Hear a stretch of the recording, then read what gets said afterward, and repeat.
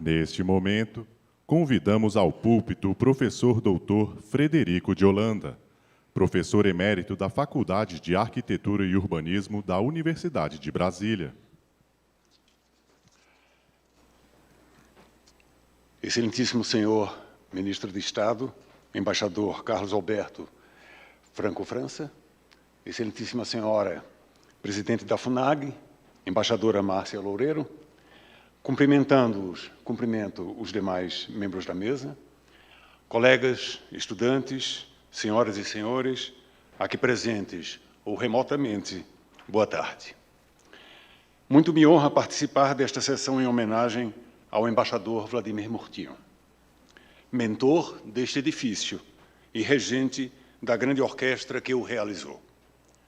O projeto é de Oscar Ribeiro de Almeida Niemeyer Soares Filho, ou Oscar Niemeyer, ou apenas Oscar, como ele preferia e como vou referi-lo.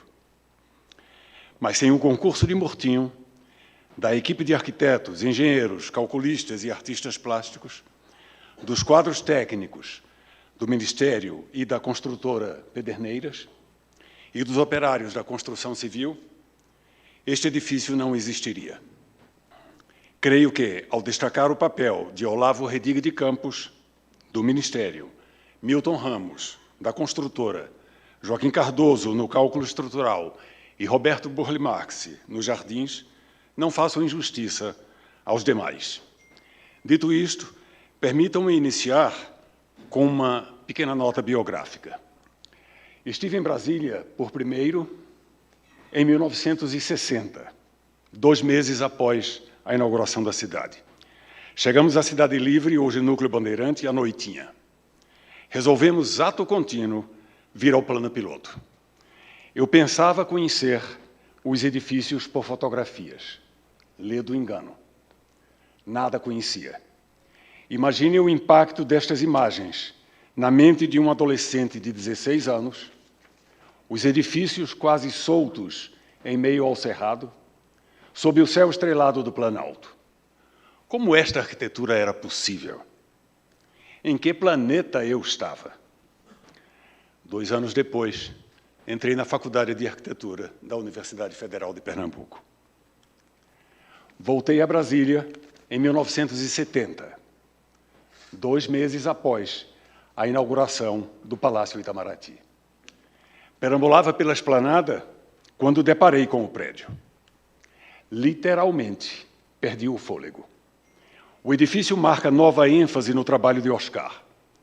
Por muitos atributos, ele se distingue dos demais palácios. Uma fantasia mais contida, formas geométricas mais simples, configuração rigorosamente simétrica, 4 fachadas idênticas a abrirem para todos os lados, a planta quadrada, o módulo de 6 metros aplicado, inclusive à disposição das esculturas. Tudo contrasta com o Congresso, o Supremo, o Planalto e o Alvorada. O prédio evoca os arcos plenos do Palácio Homônimo do Rio, transmutados na arcada envolvente em Brasília. O palácio é o único peristílico, à moda dos templos gregos. Cria-se uma zona de sombra pelo recuo da caixa de vidro ante os arcos ao redor. Resgate inovador da história. Agora, Oscar é menos o Dionísio da, abre aspas, curva livre e sensual, a curva que encontro nas montanhas do meu país, no curso sinuoso dos seus rios, nas ondas do mar, no corpo da mulher preferida, como escreveu, e é mais o Apolo do brilho da simplicidade, palavras que empresto de Glauco Campelo, para caracterizar o classicismo do novo Itamaraty. É o único palácio em concreto aparente, porém um concreto especialíssimo. Antes de construí-los, em definitivo, Milton Ramos fez um modelo de 3 arcos em tamanho natural, para estudar os pormenores da forma e a incidência da luz sobre a filigrana das marcas deixadas pelas delicadas tábuas. Eduardo Rossetti observa que é uma anticanelura vertical nos templos gregos, agora horizontal no corpo das colunas e a evocarem os centros de curvatura nos arcos. A história, de novo. Para Rossetti, aspas, a forma contribui para a força da forma. Visando a manter a identidade das 4 fachadas, as colunas dos cantos giram 45 graus, o que aumenta suas dimensões e exige um ajuste dos arcos vizinhos, agora com 3 centros de curvatura, não 1, como nos arcos plenos. A espessura das colunas só é percebida quando olhadas de topo. O encanto está, como em nenhum outro caso, na ilusão de sua quase imaterialidade. Uma variante já ocorria nas quinas das colunas do Alvorada, ou no encontro das colunas do Supremo com o chão, aparentemente em um só ponto. Milenarmente, a formalidade de templos e palácios é assinalada por transições indiretas entre dentro e fora, mediante escadarias, terraplenos, fossos, como no Palácio Guanabara, no Rio, na cidade proibida de Beijing, na pirâmide pré-colombiana maia de Uxmal, com seu templo encarapitado a 70 metros de altura, ou, chegando ao paroxismo, nas pirâmides de Giza, onde sequer há transição, pois os edifícios são totalmente opacos e fechados, e tampouco abrigam sujeitos vivos, apenas corpos inertes do faraó e de parentes chegados, reduzindo esta arquitetura gigantesca a puro gesto simbólico. Exemplos opostos estão nos antigos casarões senhoriais do século XIX, que depois abrigam instâncias do Estado, diretamente conectados ao espaço público, como o Palácio do Catete ou o Palácio Itamaraty, no Rio. Em Brasília, Oscar opta por um meio termo, segue a cartilha moderna dos prédios soltos, mas a formalidade da interface é sutil. No Itamaraty, ela é novamente incomum, instaurada pelo espelho d'água e pela passarela de acesso, porém esta e o vestíbulo do edifício estão quase exatamente no nível da calçada ao redor, o que não acontece no Congresso, ou no Planalto, ou no Supremo, nem, em certa medida, no Alvorada. Contudo, a formalidade obtida pela elevação do piano nobile, o piso principal dos prédios, é também historicamente obtida ao contrário, pelo seu rebaixamento, como no caso dos espaços cerimoniais da cultura pré-colombiana Hopi, no atual sudoeste dos Estados Unidos. Eles são subterrâneos. Dou o exemplo para referir a Catedral Metropolitana Nossa Senhora Aparecida. A rampa descendente e o túnel negro escondem a percepção do volume da igreja, ainda lá fora, a 60 metros de distância do centro da nave.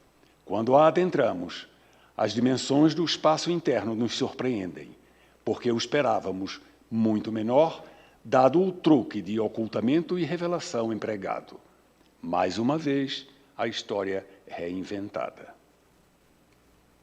Há um tema recorrente nos projetos de Oscar: 2 massas opacas separadas por um vão transparente central, um artifício para fortalecer a integração entre espaço interno e o entorno dos prédios. A solução tem origem na Casa do Baile, em Belo Horizonte. Passa pela Casa de Canoas, no Rio, talvez o ápice da dimensão dionisíaca do arquiteto. Segue no Alvorada, onde Oscar emprega ilusões ópticas pelas quais um jogo de transparências e espelhos mescla em nosso olhar os espaços dos jardins posteriores àqueles dos anteriores, à nossa costa. E estava no Congresso, uma transparência central a unir a esplanada a oeste à Praça dos Três Poderes a leste, uma reforma para ampliar as salas de comissões fechou a transparência. Mas é no Itamaraty que a solução é mais elaborada e fascinante. Embora inscrito num retângulo de 30 por 54 metros, nossa promenade através do vão central é marcada por momentos diversamente configurados. As estações de Maria Elaine Kohlsdorff. Da passarela de entrada, chegamos à arcada em pé direito triplo, a altura total do prédio. Passando a porta, pé direito simples, sob o mezanino. Seguindo adiante, pé direito duplo, sob o caprichoso recorte do mezanino, pontuado pela escada helicoidal surpreendentemente presa em apenas 2 pontos. Pé direito simples, novamente, sob o mezanino. Pé direito duplo, agora em meio aos jardins amazônicos de Burle Marx, de grande carga simbólica. A arcada posterior, novamente em pé direito triplo, mas aqui sem a pele, nem mesmo de vidro, como na frente, a separar dentro e fora. Nossa vista se prolonga desimpedida através da vegetação até o espaço externo posterior. Ao voltarmos-nos em nossa promenade, o ponto de encontro de Mary Vieira é novo ímã a puxar nosso olhar, a convidar nosso corpo a uma pausa e a interagir ludicamente com a escultura. Contiguamente, a parede de Atos Balcão distingue um lado do outro do grande hall e insere mais informação ao lugar. Tomando a escada e acessando o mezanino, passamos pela escultura de Franz Weissmann, Metamorfose, cujo desenho se transforma no ritmo do deslocamento do nosso corpo, a evocar a pletora de efeitos perceptivos mutantes do próprio palácio. A sala dos tratados abre-se transparente para a esplanada e, ao contrário, filtra a percepção do vão interno através da treliça, novamente de Atos Balcão. Não é uma abertura banal que conecta o mezanino ao piano nobile. A escada invade o mezanino, costurando o que veio antes ao que se seguirá, e convida nosso corpo a seguir caminho. Finalmente, no último piso, adentramos a Sala Pedro I, novamente rica em obras de arte, tão cuidadosamente reunidas pelo embaixador, dublê de curador, Vladimir Murtinho, inclusive mediante episódios pitorescos, como a instalação do lustre de Pedro de Araújo, Revoada dos Pássaros, na calada da noite. Oscar era contra. Na sequência, chegamos onde os alpendres espaçosos de Largo, do verso do meu conterrâneo, poeta e diplomata, João Cabral de Melo Neto. Oscar, mais uma vez, evoca a história, e ainda dizem que a arquitetura moderna é ahistórica. Desta feita, ele emula as varandas das casas grandes oitocentistas, como no Engenho Poço Comprido, Pernambuco, onde restaram a Casa Grande, a capela e a fábrica. Os edifícios foram primorosamente restaurados pelo saudoso Geraldo Gomes da Silva. O avarandado expande o espaço interno do piano nobile para o exterior, como lugar ameno coberto, mais aberto, propício ao descanso, à vigilância do senhor de engenho dos seus domínios e à interação informal com visitantes não íntimos à família. Muitos comentaram como o arquiteto explora a solução nas varandas e na capela do Alvorada. Mas no Itamaraty, como tudo no palácio, ele mais uma vez inova. O terceiro piso resgata o espaço oitocentista, mas também evoca o terraço-jardim, um dos 5 pontos basilares da arquitetura moderna propostos por Le Corbusier, por quem Oscar nutria grande afeto e admiração. Novamente, um jardim de Burle Marx qualifica o lugar, destacado pelo foco de luz zenital e pontuado pelas esculturas de Maria Martins, Canto da Noite, e Lazar Segal, As Três Jovens. O espaço é contíguo à Sala Brasília, onde banquetes são oferecidos aos visitantes ilustres. Parafraseando Eduardo Rossetti, a relação entre a Sala Brasília E o avarandado é a relação entre formalidade e urbanidade, hierarquia e igualdade, ritual e improviso. O avarandado de Oscar talvez antecipe, na arquitetura, o que o poeta João Cabral antecipou noutra linguagem. Aqui, as horizontais descampinadas farão o que os alpendres remansos, alargando espaçoso o tempo do homem, de tempo atravancado e sem quandos. Para concluir, tomo emprestada a voz de outro poeta, o romântico John Keats. O Palácio Itamaraty é deleite eterno. Para mim, é a mais importante obra de arquitetura de todos os tempos e espaços. Todavia, esta não é uma formulação científica. Não posso comprová-la por evidência empírica, porque não estamos no campo das verdades. Estamos no campo dos valores, que só em ser grupais ou legitimamente pessoais. Este não é o âmbito da ciência, mas o da ética e da estética. Tenho uma curiosidade e a exponho como pergunta. Meus valores são correlatos aos vossos? Muito obrigado.